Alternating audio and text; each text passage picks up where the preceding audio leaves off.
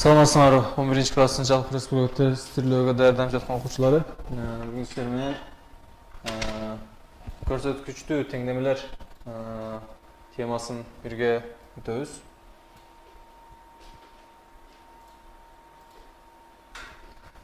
Бул темада силерге кичине да эскертип өткөрө турган болсок, биз бул темаларды лицей темасынын 10 класстын темасынын ичинде exponential equations деген теманын астында көрүп өткөн болчубуз.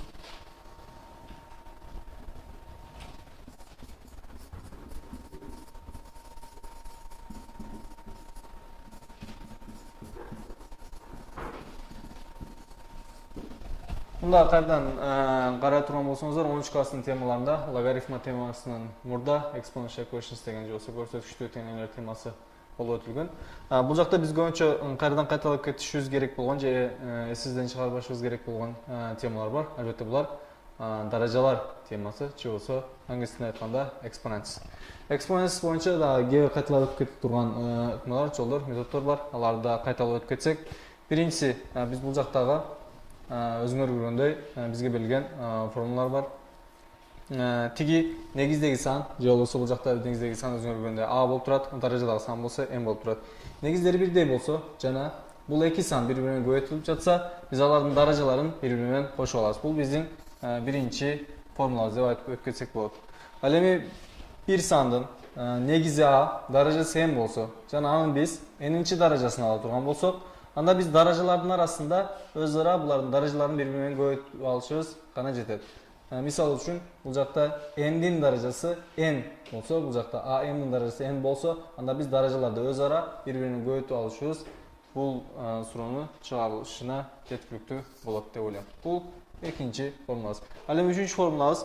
Бир качанын ичинде эки сан болсо, жана бул сан өз ара бул эки сан бири менен көбөйтүлүп жаткан болсо, жана булардын даражасы m деген даражасы болсо, биз бул m даражасын буларга бири менен көбөйтүлүп жаткан сандардын ар бирине таратып алышыбыз мүмкүн. Же болбосо бул англисиндеги distribution rule менен бирдей ыкма болуп калат. Өзүңөр көргөндөй, a-дын даражасы m көбөйтүлгөн, m-чи даражадагы b болуп уланып кетсек болот. Ал эми оң сан, терс сандарда кайрадан эскертип өткөрүп турган болсок, если бир сандын алдында, эгер бир сандын алдында минус боло турган болсо, биз ал санга терс сан деп айтчубуз. Анда бул жакта a-нын даражасы терс сандагы бир сан болсо, өзүңөр көргөндөй минус m болуп турат. Бул терс сан. Биз муну 1 бөлүнгөн же болбосо a m-ден 1 деп жазып алышыбыз мүмкүн. Бул жакта мунун тескериси a m, бул жакта өзүңөр көргөндөй оң санга айланып калат. Албетте, муну бир менен бөлгөнүбүздө. Бул да биздин 4-чү формулабыз болчу, эскертип өтүп кете турган. Ал эми негиздери бирдей, бирок даражалары башка-башка болгон эки сан. Булар бири-бирине бөлүнгөндө, өзүңөр көргөндөй, даражалар бирдей, башка-башка, өзүңөр көргөндөй, жогорудагы алымдын даражасы m, бөлүмдүн даражасы n.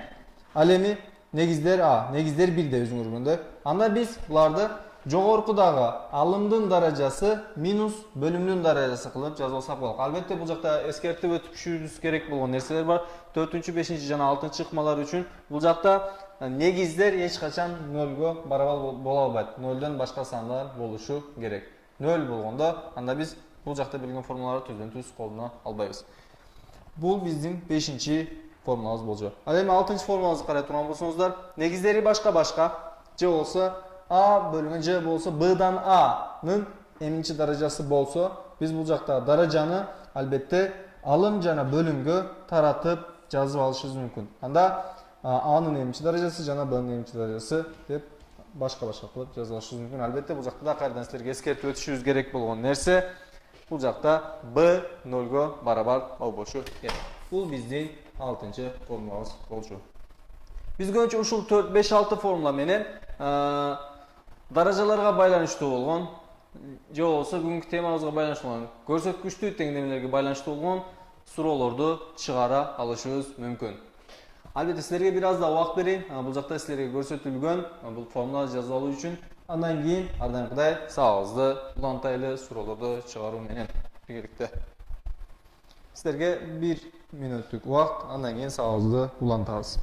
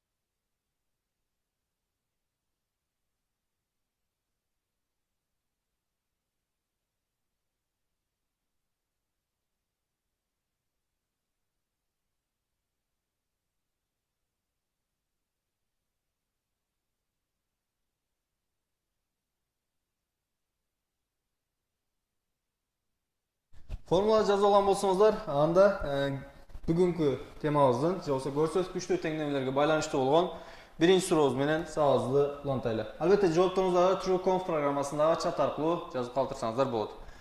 Биздин бүгүнкү сабагыбыздын биринчи суроосу төмөндөгүдөй. Албетте бул суроого байланыштуу болгон жоопторуңуздарды чат аркылуу күтөбүз.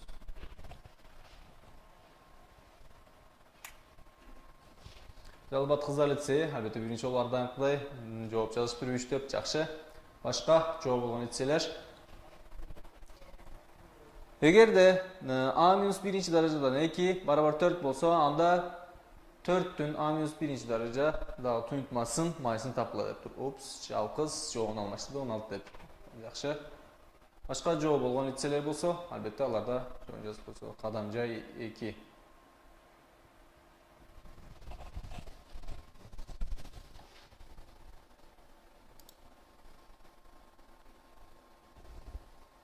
Каракол да жакшы 16 деп жооп жазыптыр. Башка жооп болгон лицейлерибиз болсо, албетте жоопторду жазып калтырсаңыздар.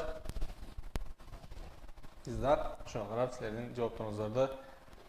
Албетте бир суроого силер 3 мектептен жооп келгенден кийин муну чыгарып көргөнгө аракет кылабыз. Азырынча Жалал абад кыздар лицейи жана Каракол мына жооп берди бул суроо үчүн. Албетте мындай суроолордо биз карап өтүшүбүз керек болгон нерсе эмне болот? Биз албетте негиздерди, же болбосо бизге берилген англис тилинде айтканда бейздерди бирдей кылып жазып алышыбыз керек. Албетте бул бейздерди бирдей кылып жазып албаганыңызда кийинчерээк суроолорду чыгарышыңызда кыйналып калышыңыз мүмкүн. Азырынча 2 лицей жооп берди. Макул, биз да убакыт өткөрбөй, анда суроону чыгарып көргөнгө аракет кылайлы. Биринчи, өзүңөр көргөндөй, бизге 2-нин негизи 2 болгон, жана даражасы A-1 болгон сан берилген. Бул да 4кө барабар экен. Мен 4-тү 2-нин квадраты деп албетте жазып алсам болот. Анда өзүңөр көргөндөй, бул жакта негиздер бирдей болгонго караганда анда алардын даражасы да бири-бирине барабар болуш керек. Барабар 2 деп алсак, анда А барабар бул жактан түздөн түз 3 деген жооп чыгат. Бирок бизде бул жакта көңүл буруп өтүп кетишиңер керек болгон нерсе, биз бул жакта түздөн түз 3-тү таптык, макул тура. Бирок көбүнчө ушул жерде ката кылып калышыбыз мүмкүн тест түрлөдө да. Бизде тесттеги жоопторду же варианттардын ичинде 3 деген жооп берилип калышы мүмкүн. Бирок бизден суралып жаткан нерсе бул нерсе эмес. Кайдан өтүп кетем. Бизден суралып жаткан нерсе бул жактагы 4-түн A-1 даражасы суралып жатат. Ошол себептен кайрадан мындай катаны кылбашыңыздарды суранам. Себеби көбүнчө биз тест түрлөрдө ушул жактан көп ката кетиребиз. Анда эмесе суроолордон турган болсок, бизде 4-түн A-1 даражасын карашыбыз керек. Аны кичине мурда да таптык. Анда өзүңөр көргөндөй 4 даражасы 3-1 барабар 4-түн квадраты. Бул да барабар 16 экендигин түздөн түз көрүп калышыңыздар мүмкүн. Албетте бул сурообузга Каракол жана Жалал абад кыздар лицейи туура жооп берди. Аларды туура жооп үчүн куттуктап өтөбүз. Бир аз силерге убакыт берейин бул суроону жазып алыш үчүн, суроонун жообун жазып алыш үчүн. Андан кийин кийинки суроо менен сабагыбызды улантайлы.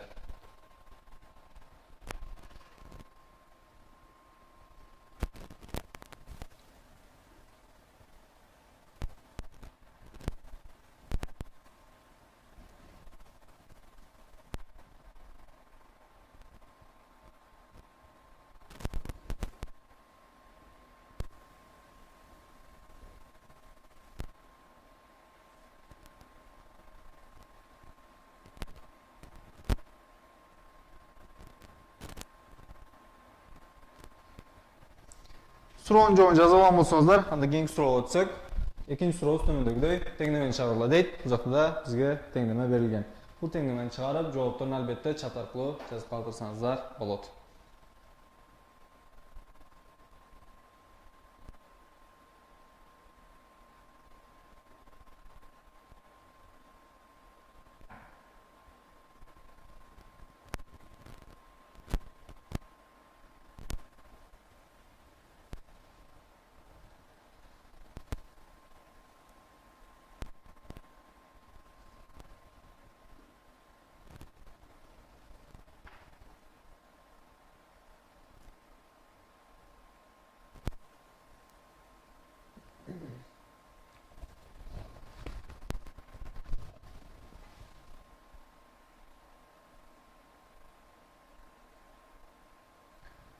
Жалап аткызып айтса ардайымкыдай эле биринчи болуп жооп бергендерден 10/3 деп жооп бериптир. Жакшы. Башка жооп болгон лицелерибиз.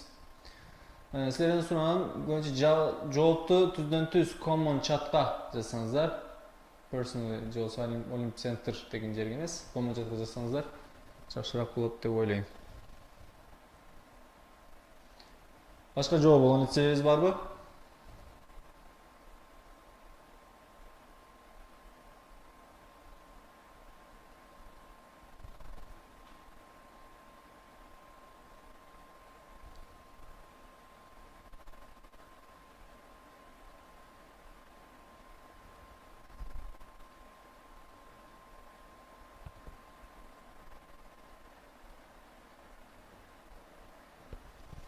Анда бул суроону да бирге чыгарганга аракет кылып көрөлү. Өзүңөр көргөндөй биринчи көрсөткүчтүү теңдемелерде биринчи кылышыбыз керек болгон нерсе бизге берилген сандарды даража түрүндө жазалайлы. Бул жакта бизге 4 берилген, 4-тө 2-нин даражасы деп жазалсам болот. 2-нин квадраты деп жазалсам, анда бул жакта n плюс 1 калат. Барабар ал эми 1 бөлүнгөн 8, же болбосо 8ден 1. 8ден 1ди 8'i 2'nin kubu da biraz aldım. Daracası n minus 4 bolчу. Albatta, endi bu jaqdagi darajalarda bir-birini koyup ola turgan bolsam, 2 nega koysam 2n, al endi 2'ni 1ga koysam plus 2 bolуп калат. Barabar. Bu jaqda 2'nin kubu bolуп турат. Albatta men bunu 2'nin minus 3-cü darajası deb жазбасам болот. Кичине мурда да birinci бұл жақтағы форманы ескертіп көтіп тұрған болсақ, бұл форма 4-ші формамен байланышты болған ықманы қолдану бұл жақта. n-4 даражасы n-4. Әлбетте азыр бұлардың даражаларын бір-бірімен көйткөнүздө 2'nin плюс 2 даражасы барабар 2'nin минус 3'тü n-ге көйтсөк минус 3n, әле минус 3'тü минус 4-ге көйтсөк плюс 12 болот. Өзүңөр көргөндөй негиздери бирдей. Анда булардын даражасы bir-birine барабар болушу керек. Даражаларын көрө турган болсок, 2n плюс 2 анда барабар минус 3n плюс 12 болуп калат. Албетте анда n'ди бир жака жана сандарды бир жака топтогонубузда 2n плюс 3n барабар 5n барабар бул жакта 10 деген жооп чыгып жатат. Туура эсептедимби? Минус 3, бул жакта 2, туура. Анда n барабар 2 деген жооп келип чыгат экен бул сурообуз үчүн.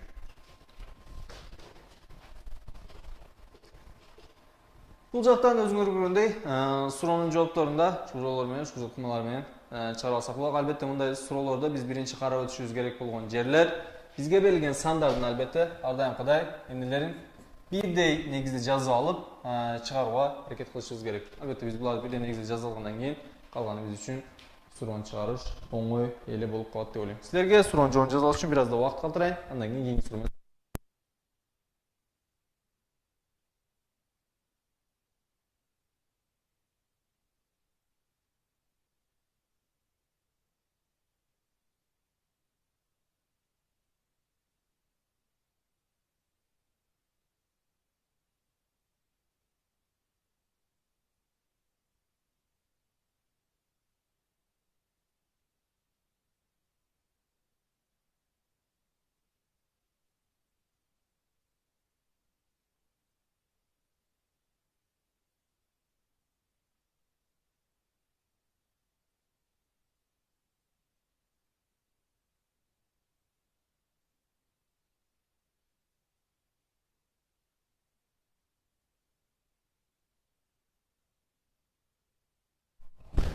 Keyinki suroobuz менен сабагыбызды улантсак,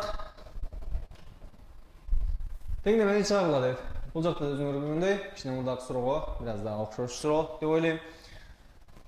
Бул жакта көбүнчө кайра кичине мурда кайталап өткөн сөздөрүмдү кайталайм. Албетте бул темада да кайрадан биз негиздерди бирдей кылып жаза алышыбыз керек. Суроолорду биз үчүн оңоюраак чыгышы үчүн.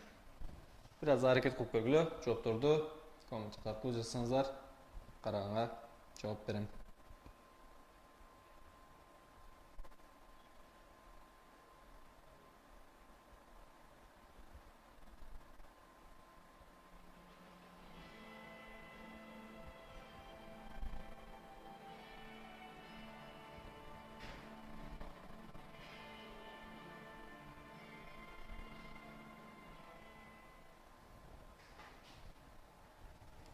Жақшы, 3 power of minus 21 деп Қадамжай лицей жооп берип туруп.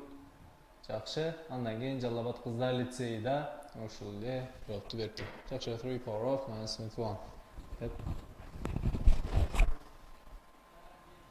Каракол эркекте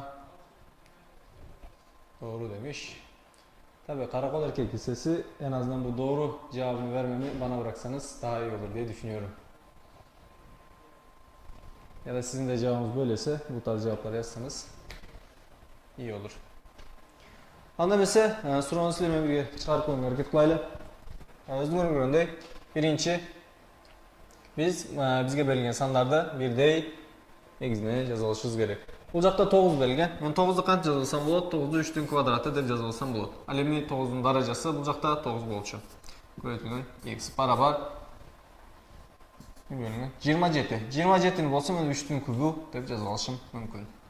Анда эмесе кайрадан уланта турган болсок, бұл жақта даражаларын бири-бири көбөйтүп алайлы. 3 даражасы 2, жанагынын даражасы 9 болсо, анда 2-ні 9-а көбөйтсөк 18.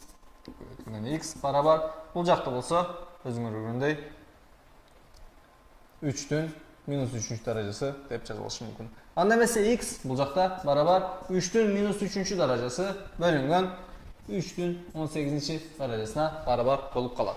Албетте, анда буларда өзүңөр көргөндөй негиздер бирдей, бирдей болгонуна караганда анда алым жана бөлүмдүн даражаларын өз ара кемитип алышы мүмкүн. Анда x барабар 3'tün minus 3. derecesi minus 18 деп жазыла турган болсок, анда бunda барабар 3'tün minus 21. derecesi деген жооп келип чыгат албетте.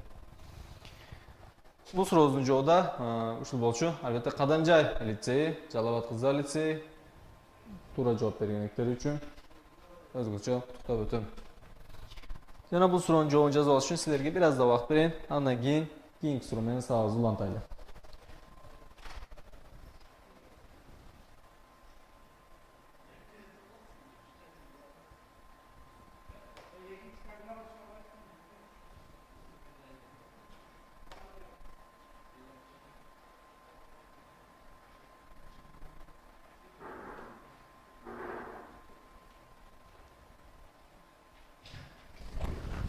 Суроонун жообун жазып алган болсоңуздар, анда кийинки суроого өтөлү. Кийинки суроо төмөндөгүдөй. Бул жакта биз даражалар берилген. Албетте биз бул даражалар менен байланыштуу болуп, x жана y табышыбыз жана булардын бул пункт маанайсында табышыбыз керек болуп жатат.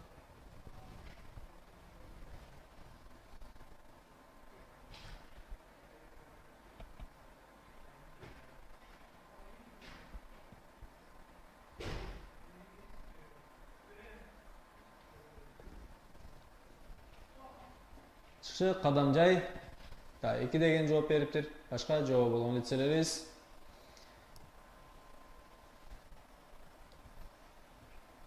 жакшы. Башка сабактарга караганда, башка күндөргө караганда Кадамжай лицейи бүгүн ардайым башка сабактарга караганда активдүү. Мындан мурдагы сабактарда кыздар лицейи, Жалал Абад кыздар лицейи, Чоктал кыздар лицейи жана Ош кыздар лицейиде активдүү болчу. Алардан азырынча Жалал Абад кыздар лицейи бул активдүүлүгүн улантып жатат. Жалал Абад кыздар лицейи ардакы да 2 деп жооп бериптир. Жакшы. Башка жооп болгон лицейлерибиз барбы?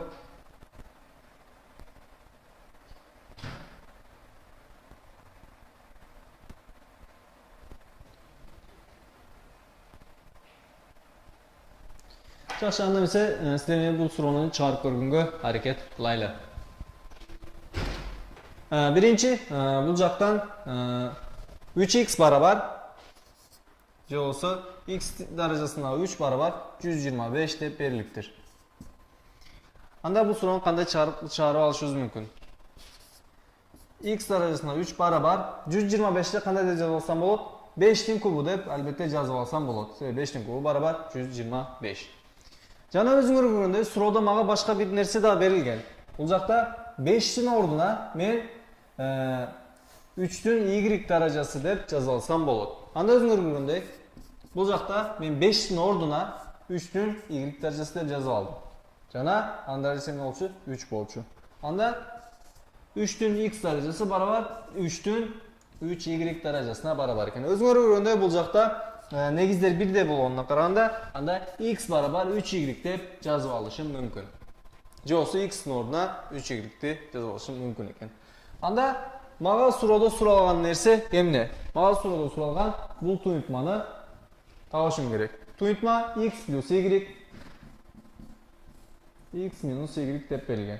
Өзүңөр көргөндөй, кичине мурда x-тин 3y-ке барабар экендигин тапкам. Анда мен x-тин ордуна 3y деп жазып алам. 3y плюс y мүнөн 3y минус y деп жазып алдым. Өзүңөр көргөндөй 3y плюс y 4y-ке барабар болот. Ал эми 3y минус y болсо 2y. Өзүңөр көргөндөй y жана y бири-бирин кыскартат. 4-тү да 2-ге бөлсөк барабар 2 деген жооп келип чыгат. Албетте, бул сурообузга да Жалал Абад кыздар лицейи, Кадамжай туура жооп беришти. Бул эки лицейдин туура жооп үчүн куттуктап өтөбүз.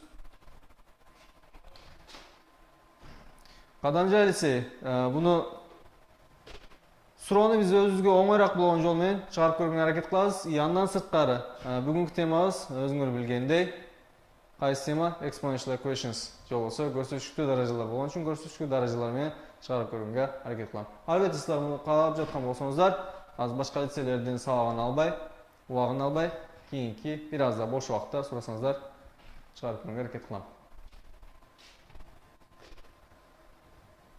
Суроонун жообун жазып ала тургандар болсо жазып алсаңыздар, кийинки суроого өтсөк.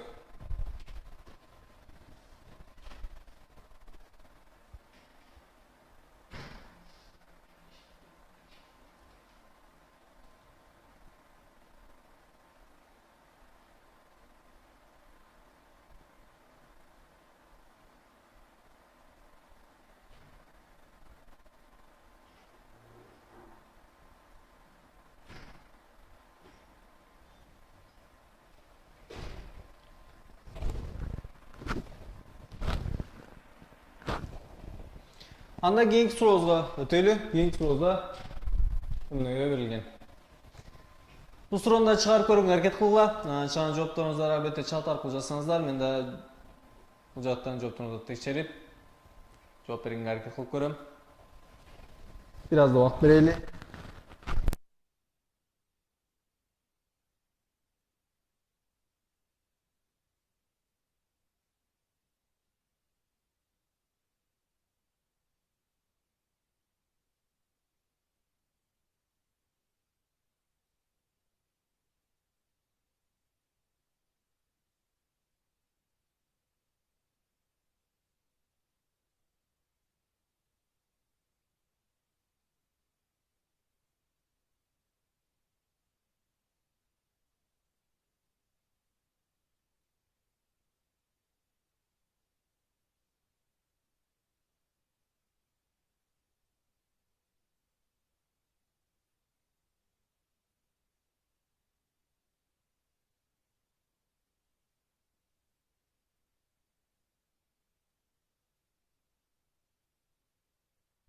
Бул суроого жооп болгон лицейлериңиз барбы? Албетте, бир аз да татаалга окшоп көрүнүшү мүмкүн. Жана бул суроодо кээ бир нерселерди карап өтүшүбүз керек. Бир аз да башка суроолорго караганда деңгээли бир аз да оор деп айтып өтсөк болот бул суроону.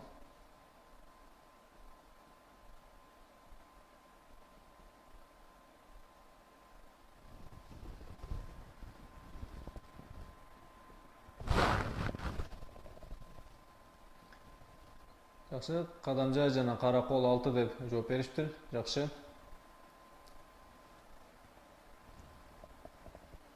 Башка жооп болгон лицейлериңиз барбы?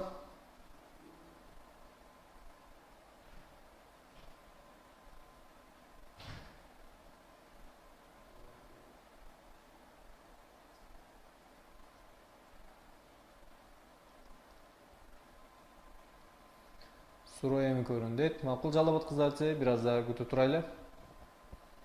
Силер да суроонун жообун чыгарып көргөнгө аракет кылгыла.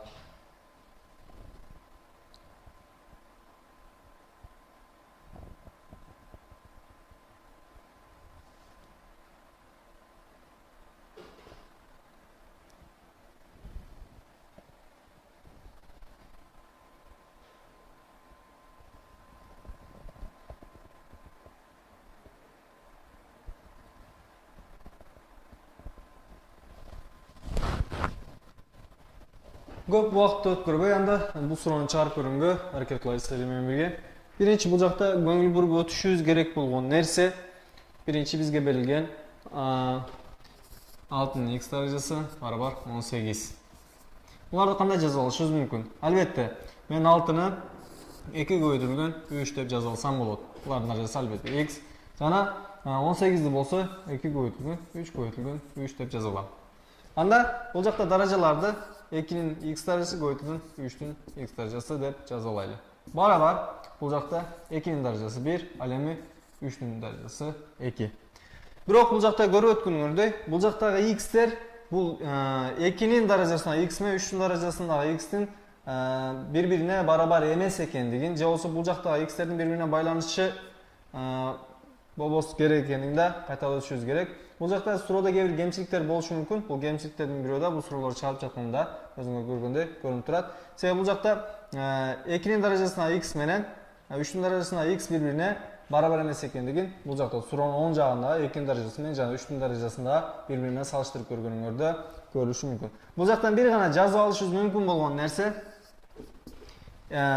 2'nin darajасы x болгондо анын ордуна 2 деп жазып алышым, жана 3'тün даражасы x болгондо анын ордуна 3'тün квадратын жазып алышым мүмкүн экендигин гана эстеп калышыбыз керек. Ал эми ушуга байланыштуу болуп бизге берилген туюнтманы жөнөкөйлөтүп көргөнгө аракет кылайлы. Бизге берилген туюнтма кашан ичинде 0,5 деп турат. 0,5'ти албетте мен суроону оңоюраак чыгара алыш үчүн бөлчөк түрүндө жазып алам. Аны 2'den 1 деп жазып алам. Жана анын даражасы x - 2 болчу. Көбөйтүлгөн 3'tün даражасы 3 минус x.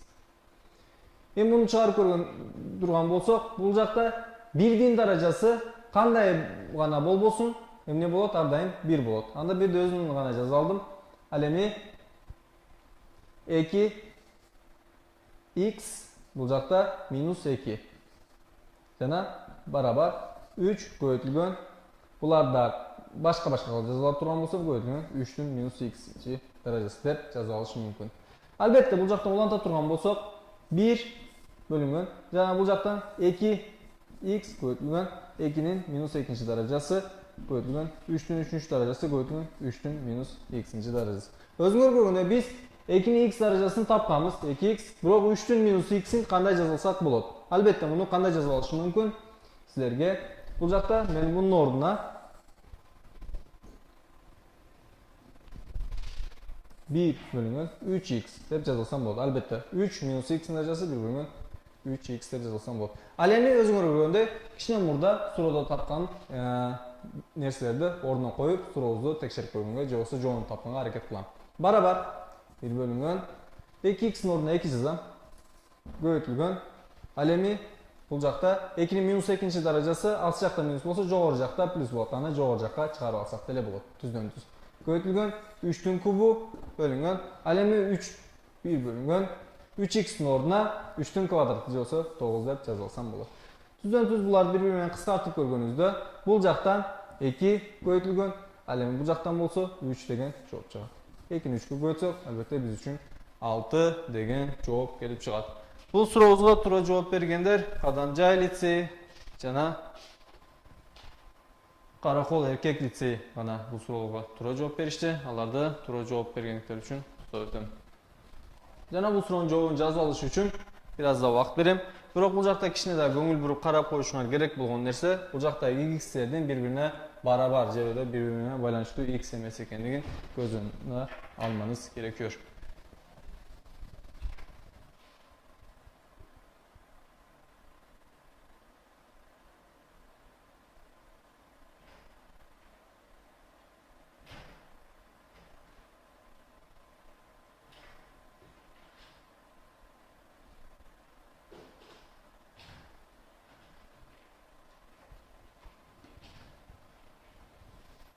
Суроонун жообун жазып алсаңыздар, бир аз да убакыт берели. Андан кийинки суроо менен сабагыбызды улантайлы.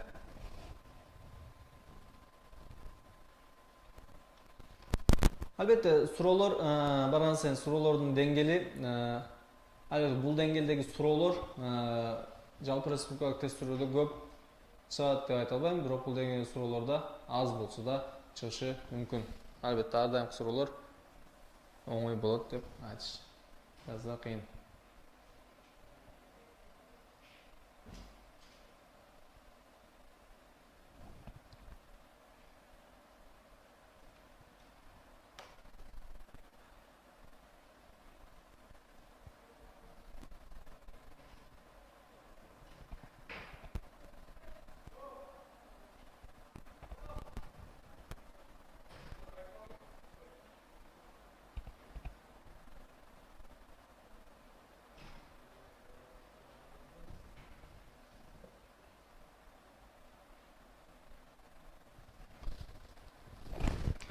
Анда эмесе убакыт өткөрбөй, бул суроонда жоон жазылган болсоңуздар, кийинки суроого өтсөк.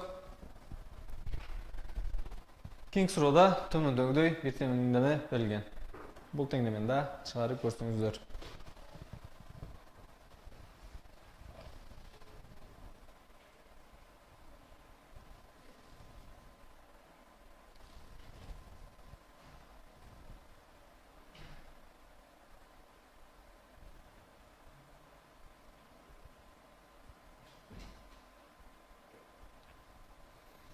Албетте, мындай теңдеме суроолорун же болбосо көрсөтүктүү теңдеме суроолорун чыгарып жатканда кайрадан эскертип өтүп кетейин. Силер үчүн пайдалуу боло турган информациялардан бири кичине мурда кайталап өткөндөй. Бул жакта бизге берилген суроодогу ар бир көрүнүштү же болбосо ар бир санды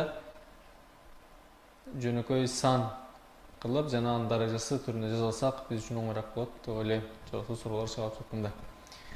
Кадамжа жана Каракол эркек лицейлери бул эки лицейибиздин азырынча -3/-1 деп жооп беришиптир. Жакшы, ушул эле Жалал Абад кыздар лицейи да ушундай эле жооп менен бизге каралыптыр. Ош кыздар лицейи да азырынча сурообузга катышып баштады. Жакшы, алардын да жообу ушундай эле. Анда эмесе бул суроону сиздер менен бирге чыгарып көрүүгө аракет кылайлы. Мага берилген сандар ичинде бул жакта качанын ичинде 125 бар. Мен 125ти жөнөкөй сандын даражасы кылып жазыла турган болсом, 125 жөнөкөй сандын даражасы кылып жазылганда 5тин кубу деп көрсөтүп өтүшүм мүмкүн. Жана анын даражасы x-1. 5 x-1 даража. Ал эми 625 болсо 5тин 4-чү даражасы деп жазып алсам болот. 625 албетте 5тин 4-чү даражасына барабар. Көйткөн 2x.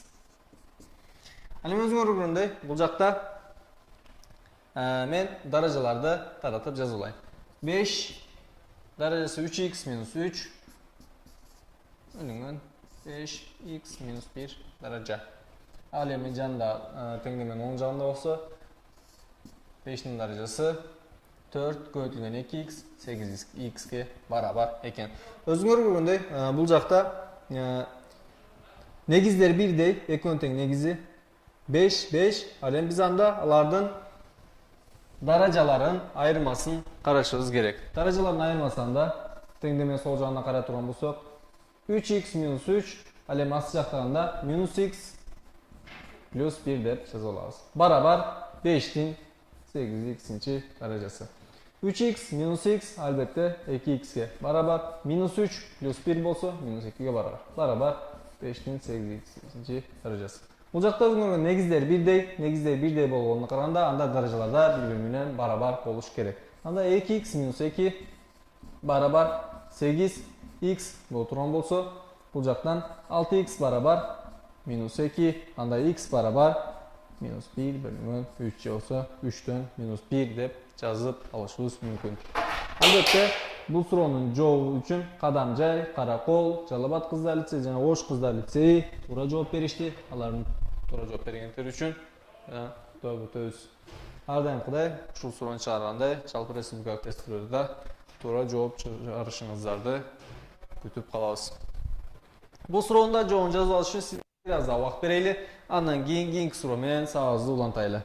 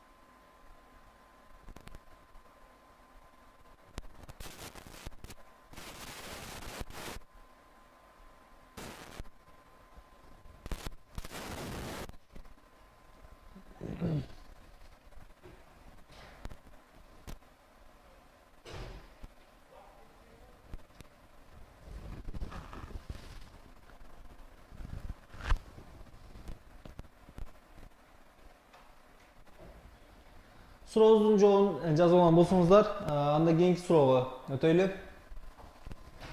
Кийинки сурообуз мына берилген. Бул сурообуз бүгүнкү сабагыбыздын биринчи бөлүгүн акыркы суроосу деп айтайын. Бул суроодон кийин силер менен бир 10 мүнөттүк тыныгуу берели. Бул жакта да бир нерсени да карап өтүшүбүз керек бул суроодо да. Албетте, кичине мурда кайталап өткөндөй, бизге берилген сандарды ар бирин жөнөкөй сан кылып жазып, жана жөнөкөй сандын даражасы кылып жазып алып, чыгарууга аракет кылышыбыз керек.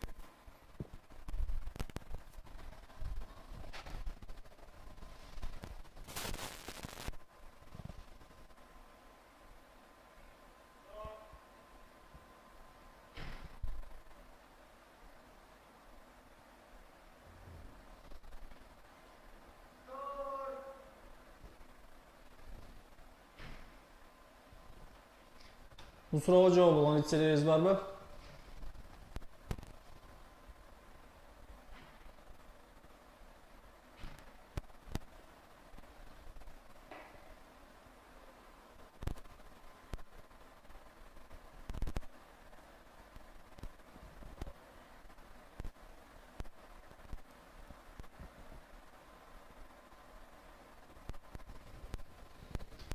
Жакшы, минус жалап аткызат минус 5 деп жооп бериптир. Андан кийин каракол минус 15, жана кадамжа лицейда минус 15 деп жооп бериптир. Кызылтыя лицейда бул суроодо минус 15 деп жооп бериптир. Жакшы, анда эмесе биз бул суроону силер менен бирге да акырдан чыгарып көрүүгө аракет кылайлы. Көпчүлүктүн жообу минус 15 болуптур. Албетте биз мага берилген сан, бул жакта 4'тү жөнөкөй сандын даражасы кылып жазып алсам, анда 4 жөнөкөй сан 2 болот. 2'nin квадраты деп жазып алышым мүмкүн албетте 4'тү. Ал эми анын даражасы a плюс 3. Көбөйтүлгөн. Бул жакта 16. 16'ны да жөнөкөй сандын даражасы кылып жазып турган болсом, 16'ны 2'nin 4'үнчү даражасы деп жазып алышым мүмкүн. a плюс 1. Көбөйтүлгөн 32 болсо, 2'nin 5'инчи даражасы. Анын даражасы болсо 1 минус a экен. Барабар 1. Өзүңөр көргөндөй, бул жакта мен кашаларды ачып алайын. Же болсо, мага берилген даражаларды бирдей кылып жазып алайын. 2'nin экинчи даражасын a плюс 3 көбөйтүп турган болсом, 2a плюс 6 болот. Көбөйтүлгөн 2'nin 4'үнчү даражасын, же болсо 4'тү a плюс 1 көбөйтүп турган болсом, 4a плюс 4 деп жазып алышым мүмкүн. Көбөйтүлгөн 2, 5, 2'nin даражасы 5 минус 5a барабар 1 болот. Өзүңөр көргөндөй, бул жакта бардыгынын негиздери бирдей, жана бул 3 сан өз ара көбөйтүлүп жатат. Негиздер бирдей жана бири-биринин арасында көбөйтүлүп жатса, анда биз булардын даражаларын бири-бири менен кошуп алышыбыз мүмкүн. Анда 2'nin даражасы 2a плюс 6 плюс 4a плюс 4 плюс 5 минус 5a деп жазсам болот, барабар 1. Анда 2 бул жакта бирдей сандарды кошсок, 2a плюс 4a, 6a, бул жакта минус 5a бар. 6a минус 5a албетте ага барабар. Ал эми бул жакта плюс 6, плюс 4, 10 болот. Бул жакта плюс 5, 15. a плюс 15 экен, 2'nin даражасы барабар 1 болот. Эми бул жакта бирдей экен да, эскертип өтүп кетели.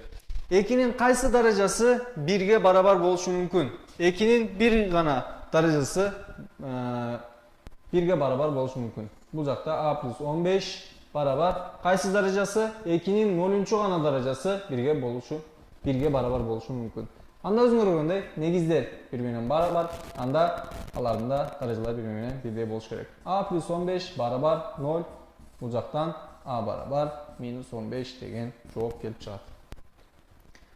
Албетте, бул жактан бир эле бизге карап кылышыбыз керек болгон нерсе, бизге берилген суроодо сандарды жөнөкөй сандын даражасы катарында жазып алуу, андан кийин теңдемени чыгаруу болуп калат. Сабагыбыздын биринчи бөлүгү ушул жерде аяктады. Ушул мезгилге чейин болгон суроолоруңуздар болсо, албетте чат аркылуу жазып калсаңыздар болот. Мен да жооп бергенге аракет кылам. Силердин сурооңуздарга суроосуз болгон нерселерибиз айтып өтүшсү.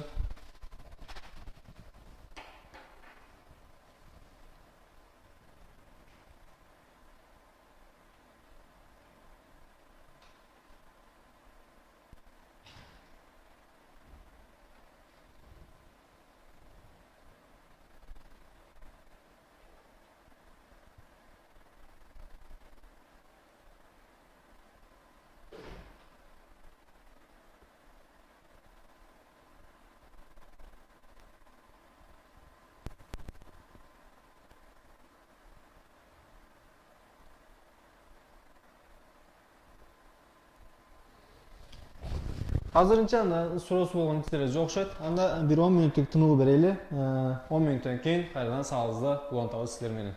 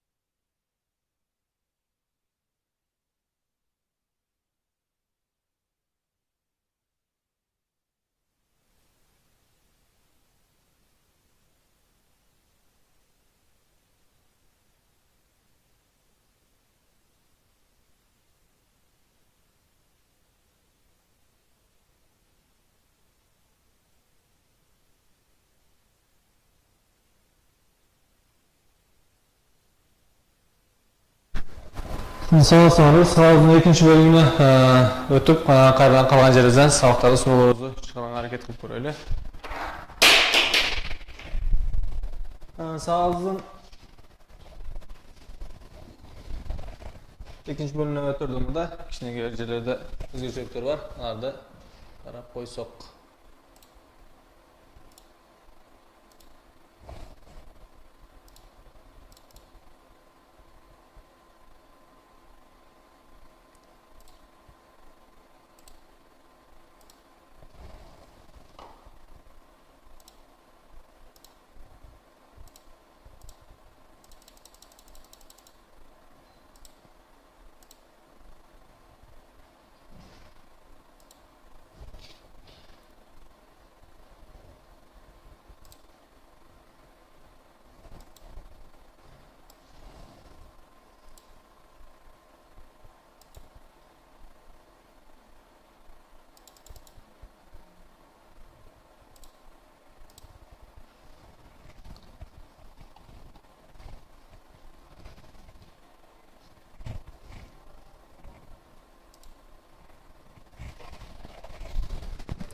Screen sharing kılağına az hareket kılıp жатам.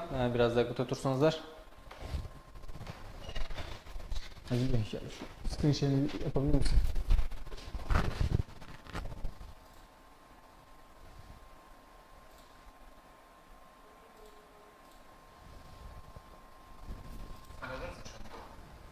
Şu an arandı bizim kadarıyla. Kendini çıkar hadi. Oradan screen sharing'e basıyorum da bir şey olmuyor işte.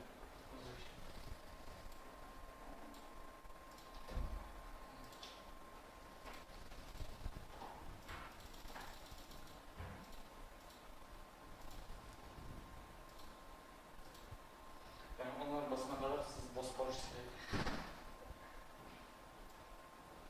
Ya işte YouTube'da yani canlı 9 çizeceğim yani. Kolay gelsin hadi bakalım. Murat. oldu herhalde değil mi? Değil mi?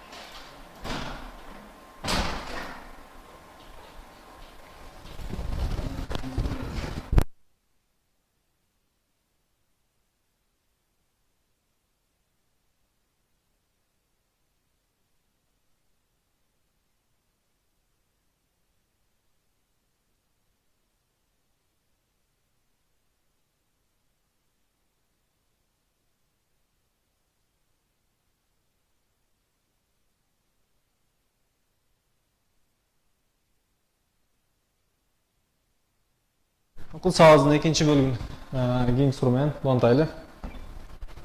Tömdөгө суроо берилген. Адетте бул жакта бизге берилген суроодо x-тин маанисинде табышыбыз керек бизге берилген туюнтманы.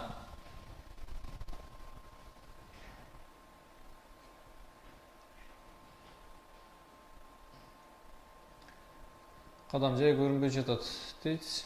Башка лицелерибизде ушул проблема барбы? Кадамжа лицей, анда бизде YouTube'da каналыбыз аркылуу да байланышып көрсөңүздөр болот.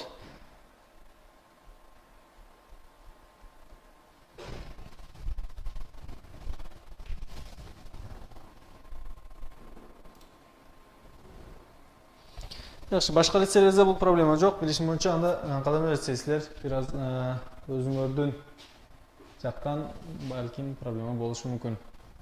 Жақшы, азыркы сурооңуз үчүн Каракол лицейи жооп берди. Башка сурооңузга жооп берген лицейлерибиз барбы? Аларды күтөлү.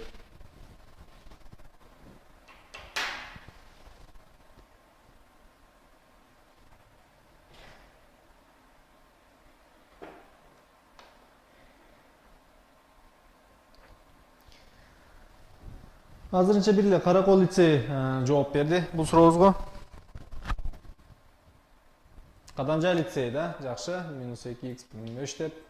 Başka cevap olan litseleriniz var mı? Başka litselerinizde cevap жазса, alar bizler bu sorunu çıkarıp koyunga hareket kılmakpız.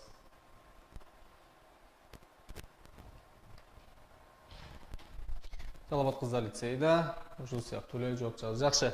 Азырынча 3 лицейибиз жооп беришти. Анда алардын да жообун карап, биздер бул суроону чыгарып көрүүгө аракет кылайлы.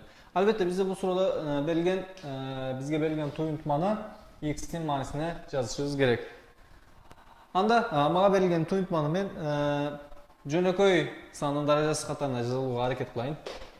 4a, албетте мен 4'tü 2'nin kvadratı деп жазылсам болот. Анын даражасы a. Al эми 2a 2 darajасы a minus 1 minus 3 көбөйтүлгөн даража 2a болуп турат. Анда жогоруда бул жакта даражалар таратылып турган болсо 2'nin 2a даражасы, ал эми ас жакты карай турган болсок 2a minus 1 дейт. Бул жакта жалпы бөлүүчүнү кашанын сыртына жазып алайлы. Бул жакта жалпы бөлүүчү 2a minus 1'di жалпы бөлүүчү деп жазып алсам болот. Кандайча? Бул жакта 2a minus 1'di жалпы бөлүүчү деп жазып ала турган болсом, бул жакта 1 минус ал эми тиги жакка эмне калат? 3 көбөйтүлгөн a minus 1 боло турган болсо, бул жакка да биз 2 деп жазып алышыбыз мүмкүн. Барабар.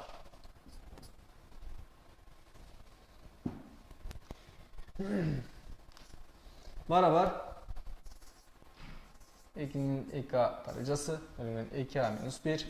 Албетте бул жакта a minus 1 даража 1 minus 3 көбөйтүлгөн 2'ni жазып турган болсок 1 minus 6 болот. Ал жактан албетте minus 5 деген жооп келип чыгат.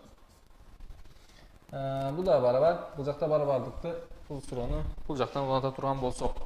Өзүңөр көргөндөй бул жакта даражалар 2 жана 2 бул жакта негиздер бирдей. Негиздер бирдей боло турган болсо, анда биз аларды кандай кылып жазып алышыбыз мүмкүн? 2a minus 1 деп жазсам болот. Албетте ас жакта minus 5 деген жооп келип чыгат.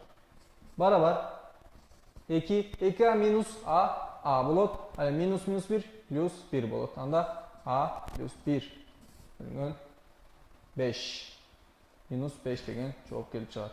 Албетте бизде андан сырткары биз бул жоопту x түрүндө же болбосо x'in маанисине жазып алышыбыз керек. Анда канча жазсак болот? Бул да барабар 2a көбөйтүлгөн 2 бөлүнгөн minus 5 деп жазып алсак болот. Бул жакта 2a бизге берилген. 2a'ны x деп жазып алсак болот. Анда бул жактан minus 5'ten 2 албетте 2'ның ордуна алса x деп жазабыз. Анда эмесе өзүңөр önünde Жалабат кыздар лицейи, Кадамжай бар. Кадамжай лицейи аларына жооп тура.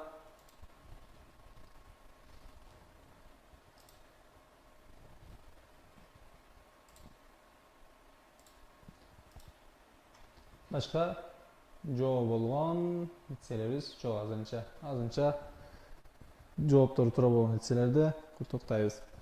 Намазыңыздар балдар жана кыздар, чатта керексиз сөздөрдү жазылсаңыздар, силерге эскертип өтүш сөздөрдөн бири.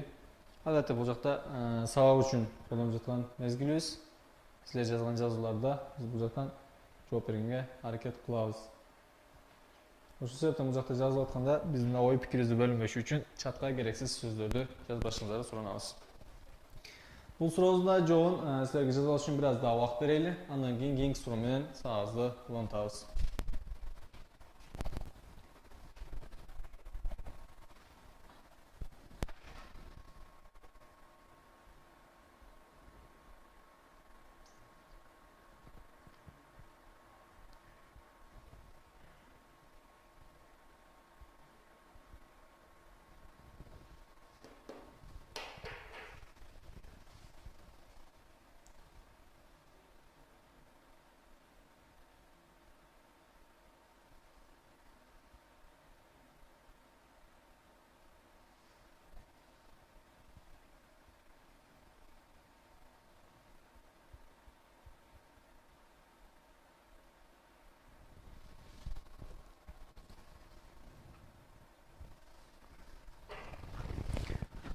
Суроонун жообун жазылган болсоңуздар, кийинки суроого өтөлү.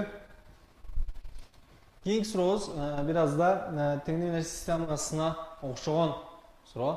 Elbette bu jakta bizge berilgen informasiyaları kollanıp bu jakta a kvadrat minus b kvadratты табышыбыз керек.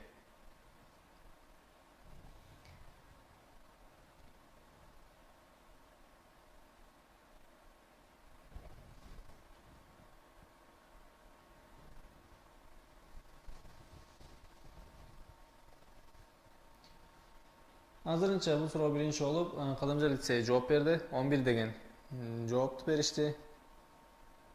Ош кыздар лицейи да жооп берди. Жакшы. Мына сырткары Каракол жана Ош эркек лицейи да 11 деген жоопту беришти.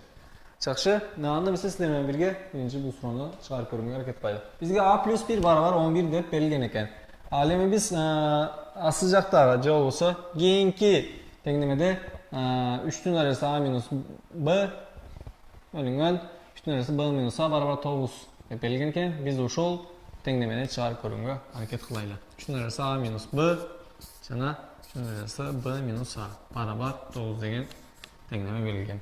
Албетте бул жакта биз өзүңөр көргөндөй негиздер бирдей. Негиздер болгонуна караганда анда биз колубузга берилген, же болбосо бизге берилген суроолордун даражаларын айырмасын карашыбыз керек. Даражаларын айырмасында a minus b minus a'nın karşılığı verir. Bu barabar 9 ekan da iskерip koyulu. 3 barabarında a minus b kılatırın bolsok 3 bölgün 2a plus minus bulacaktan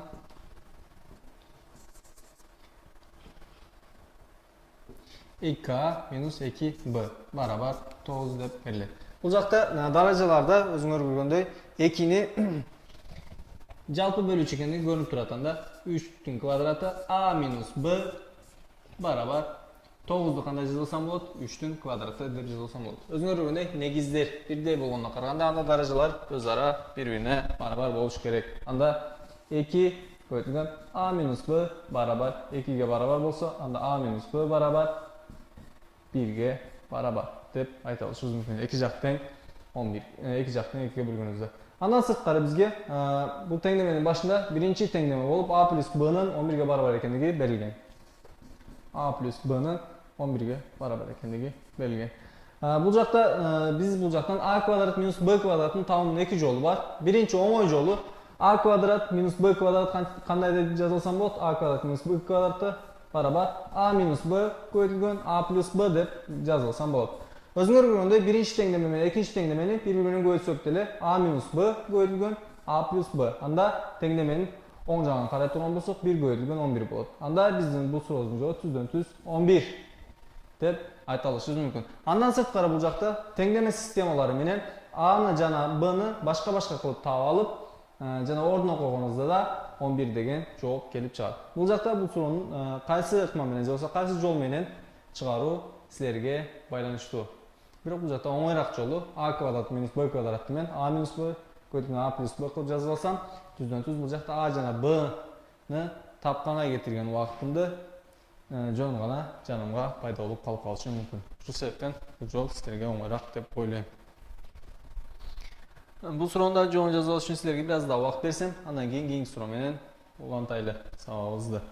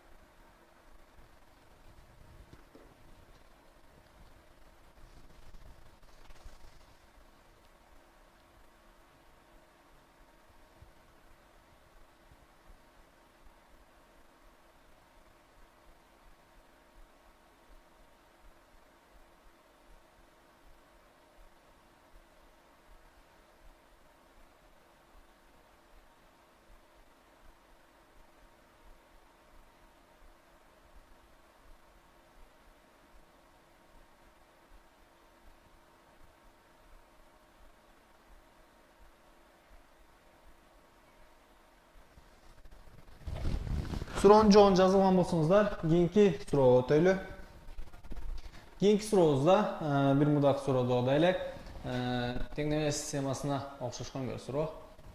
Бул жакта биз x жана y-тин көбөйтүндүсүн табышыбыз керек.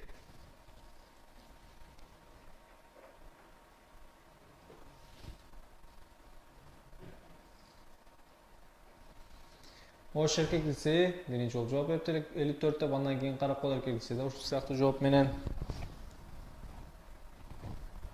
Ош кыздар лицейи да, Кадамжай да 54 деп жооп бериштир. Жакшы. Эмесе Кызылкая лицейи да 54 деп жооп бериптир. Азырынча 4-5 лицейибиз баардыгы тең 54 деп жооп бериптир. Жакшы, анда эмесе силер менен кошо бул суроону чыгарганга аракет кылайлы. Бизде биринчи теңдеме берилген 3-түн x плюс биринчи даражасы барабар y болсо, анда y-тин x минус биринчи даражасы 27 болсо, биз x y-ти табышыбыз керек.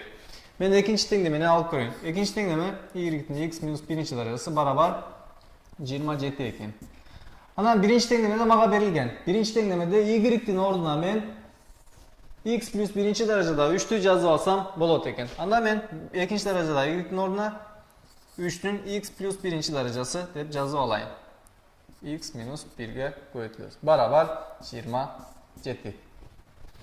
Анда мен даражаларды бул жактан көбөйтөм. X плюс 1-ди x минус 1-ге көбөйтсөм, 3-түн x квадрат минус биринчи даражасы болуп калат. Барабар 27. 27 ми болсо 3-түн кубу деп жазып алсам болот. 3-түн кубу.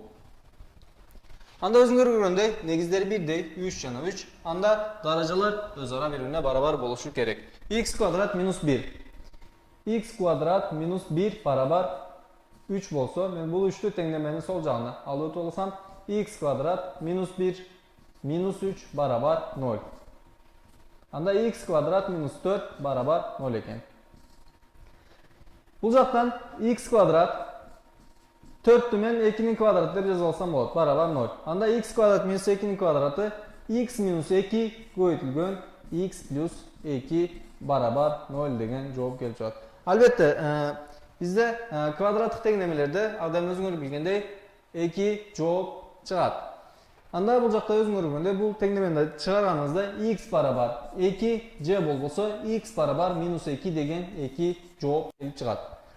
Анда биз x барабар 2 үчүн жоопторду y-ти текшерип көрө турган болсок, x барабар 2 үчүн y канча чыгат? Y-ти текшерип көрө турган болсок, бул жакта биринчи теңдемеден x барабар 2 болсо, 2 плюс 1 3, 3-түн 3-үнчү даражасы y барабар 27 чыгат экен.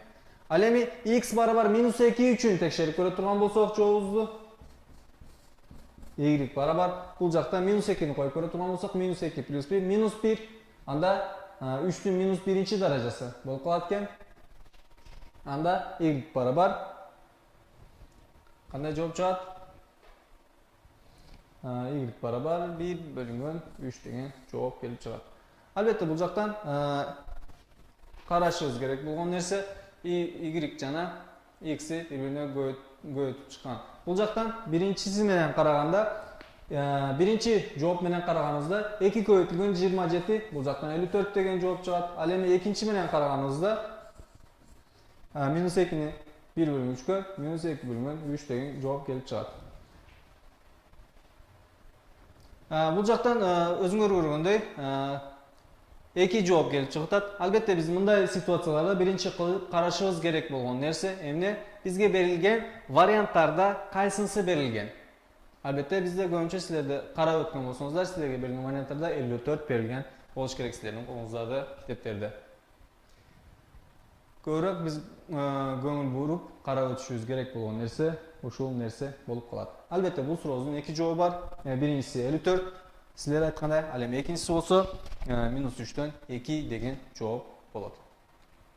Бул суроонун да жообун жазып алсаңыздар, биз көбүнчө кылган катабыз бул жакта квадраттык теңдемеде ката кылып өтүп кетишибиз мүмкүн. Түздөн түз бул жактан x'ти 2 деп алганыбызда албетте 54 деген жооп келип чыгат. Бирок бул жакта квадраттык теңдемени ар дайым деп өтүп кетишибиз керек болгон нерсе квадраттык теңдемеде 2 жооп болот. Ошого байланыштуу биздин да бул сурообуздун да 2 жообу бар. Суроонун жообун жазып алсаңыздар, кийинки суроо менен сабагыбызды улантабыз. Силерге бир аз да убакыт берейин, андан кийин кийинки суроо менен сабагыбызды улантайлы.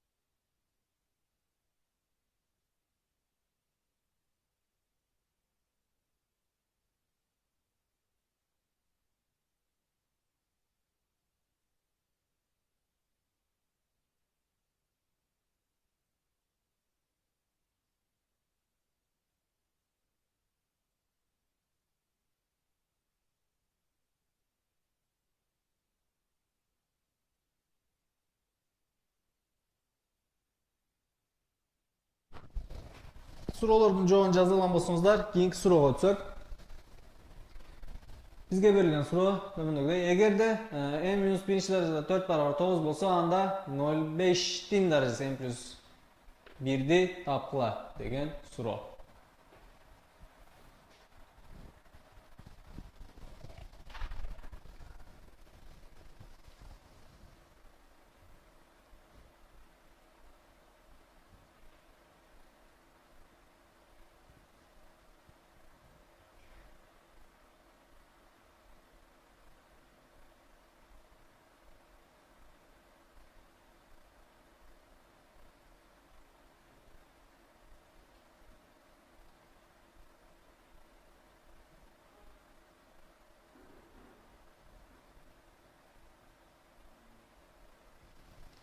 Азырынча бул суроого жооп бергендер ош эркек чыкпай атат. 1 or 12 деп Каракол эркек лицей жооп бериптир.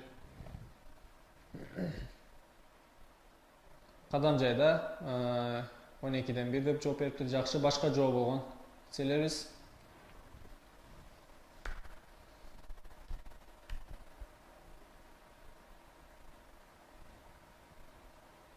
Yaxşı. Oş erkekçe de 12'den 1 деп жооп бериптир. Жалабат кыздар, görüntü yok diyorsunuz. IT adisi менен байланышып көрсөңүздөр, өзүңүздөрдүн мектептеги. Mesela başka liselerde андай проблема болуп атат. Билишим боюнча ал проблема бир эле силерде. Эгер görüntüde проблема болсо, YouTube'da каналыбыз аркылуу да сабагыбызды көрүшүңүздөр мүмкүн.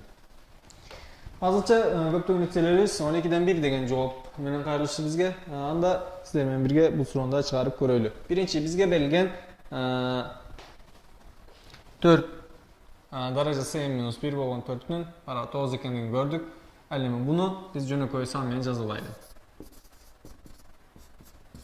4-тү жөнөкөй сан менен жазып аткан болсо 2-нин квадраты n-1 барабар 9. Анда 2m-2 барабар 9 деп жазып алсак болот экен.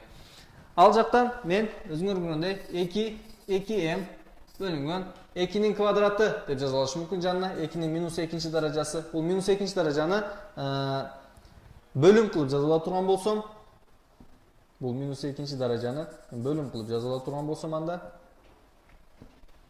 2-нин квадраты барабар 9. Бул жактан өзүңөр көргөндөй 2-нин даражасы 2m барабар 36 чыгып жатат.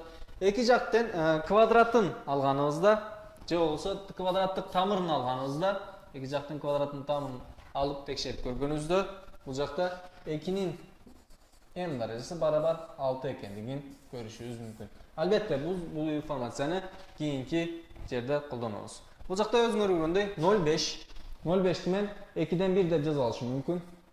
m плюс 1. Бул барабар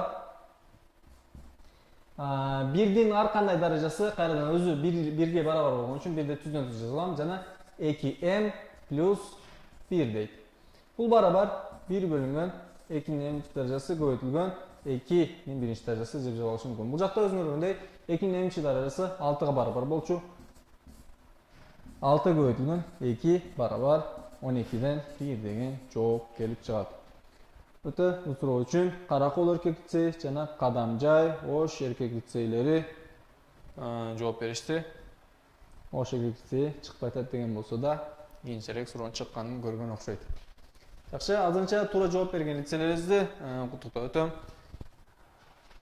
Бул жакта бул суроо менен байланыштуу болгон, түшүнбөгөн жериңер болсо айтып кетсеңиздер, мында кайрадан түшүндүрүп өткөнгө аракет кылайын ал суроону. Ал жерлери. Сурооңуздар жок болсо, бул суроонун жообун жазып алыш үчүн силерге бир аз да убакыт берейин. Андан кийин кийинки сурообуз менен сабагыбызды улантайлы.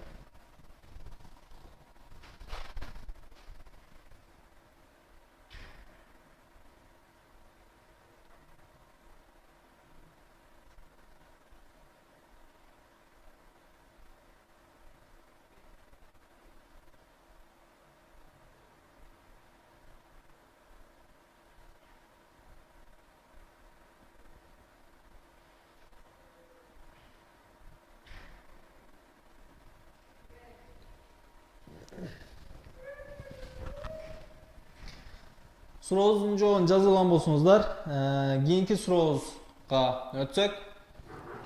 Анан сайын убактыбыз да азайып баратат. Кийинки сурообузда бир мурдакы суроого окшош эле суроолордон.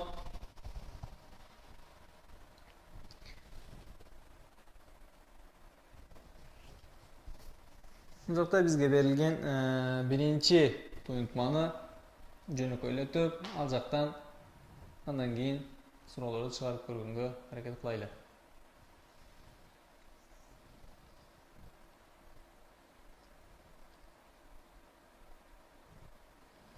Каракол эркек лицей 104 деп жооп бериптир. Жакшы, башка жооп болгон лицейлерибиз.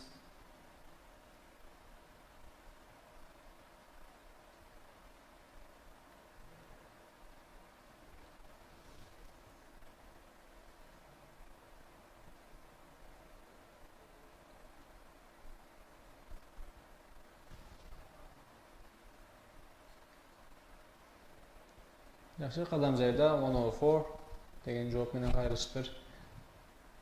Бир аз да күтөлү, балким башка жооп болгон лицейлерибиз да болор.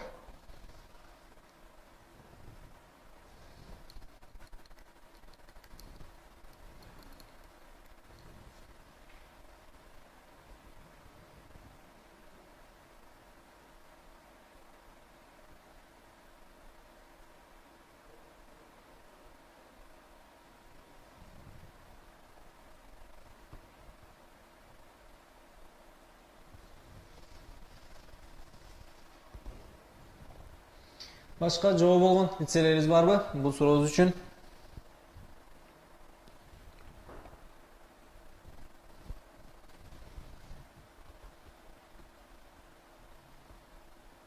Ош кыздар лицейда 104 деген жооп менен кайрылышты. Жакшы.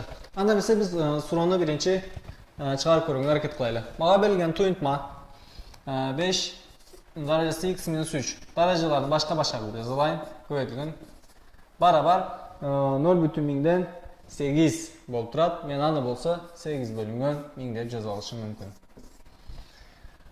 Анда эмесе 5'tin x'inchi darajасы bölüngөн 5'tin minus 3'tü bölüm kılıp жаза турган болсом 5'tin 3'üncü darajасы болуп жатат. Ал эми 8 менен 1000'ди бири менен кыскартканыбызда 1 бөлүнгөн 125 деген жооп келип чыгат. Анда эмесе бул жакта 5'tin x даражасы 5'tin кубу 125ке барабар. Барабар экен 1 бөлүнгөн 125. Өзүңөр көргөндөй, ансы жакта да болсо бөлүмдөр 1 менен 1 бөлүмдөрдө кыскартылган болсо 5'tin x'ин даражасы 1ге барабар. Качан гана 1ге барабар болушу мүмкүн? 5'tin кайсы даражасы 1ге барабар болушу мүмкүн? Албетте x 0 болгон даражасы 1ге барабар болушу мүмкүн. Бул жакта x 0 экендигин көрдүк. Ал эми биз x'ти тапкан болгонубузга караганда бизден суралган нерсе 2'nin x минус 2 даражасы. Кайрадан эскертип кетейин, кээде бизде жалпы республикалык тест түрүдө ушул сыяктуу жооптор болуп калышы мүмкүн. Түздөн түз бул жактан биз x'ти 0 тапкандан кийин варианттардын арасында 0 деген жооптар болушу мүмкүн. Бирок биз буга алданышыбыз керек эмес. Себеби көпчүлүгүбүз ушул жерде ката кылабыз. Биз бул жакта тапкан x'ти кийинки туюнтмада колдонушубуз керек. X минус 2. Бул жактан да 2 0 минус 2 барабар 2'nin minus 2 даражасы болушу мүмкүн. Мында мен 2'nin квадратын 1 деп жазып алыш мүмкүн. Бул да өзүңөр көргөндөй 4'төн 1 деген жоопко барабар. Албетте бул сурообуз үчүн Каракол, Кадамжай жана Ош кыздар лицей жооп беришти. Алардын да бул суроого туура жооп бергендери үчүн куттуктап өтөйүн.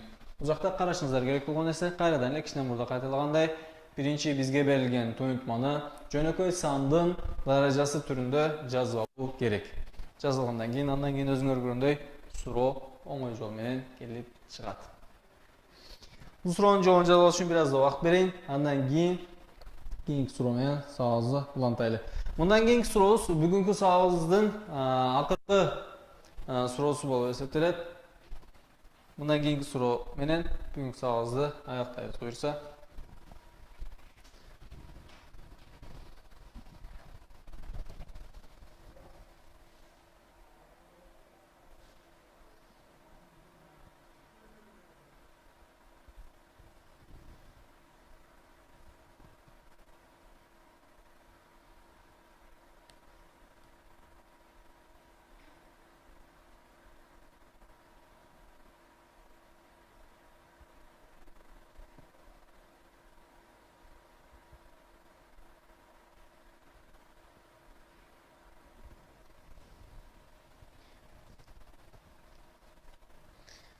Суроонун жообун жазып алган болсоңуздар, бүгүнкү сабагыбыздын акыркы суроосуна берели кезекти.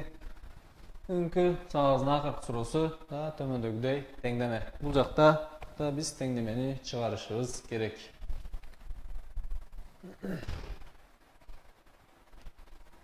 Бул жакта теңдемеде x'in канчага барабар экендигин табышыбыз зарыл.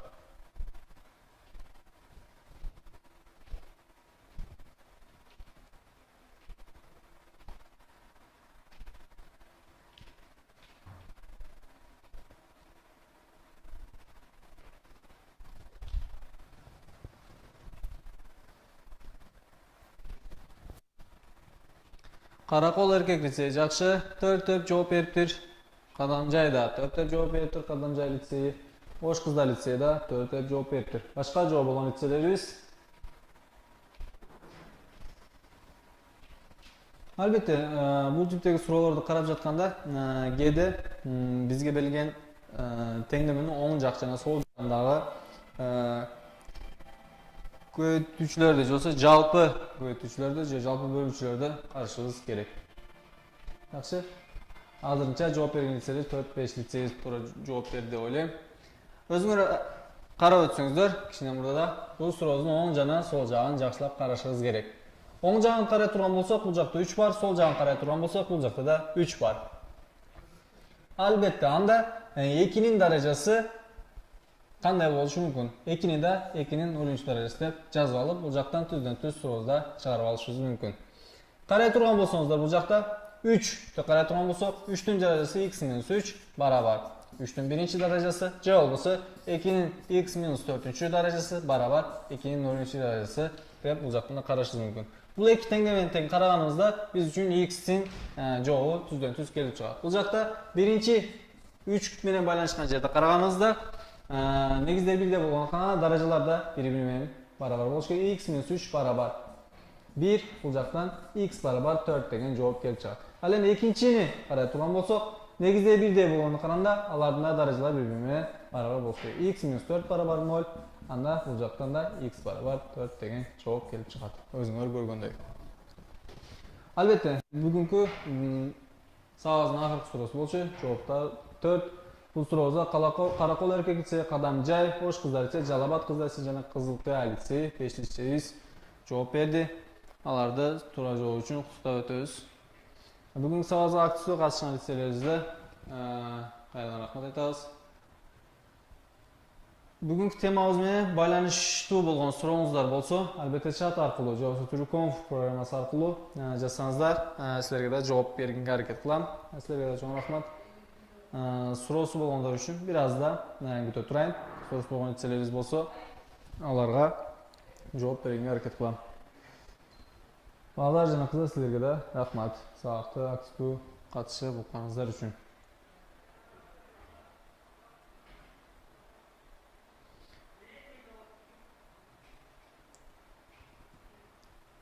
Turconf программасы аркылуу азырынча мага келген эч кандай чаттан суроолор жок, билишим боюнча. Анда эмесе, бүгүнкү сабагыбызды сурооңуздар болсо, ушул жерде аяктайлы. Кийинки жума кайрадан экинчи күн саат 4 чагында көрүшкөнчө деп калам. Саламатта калгыла.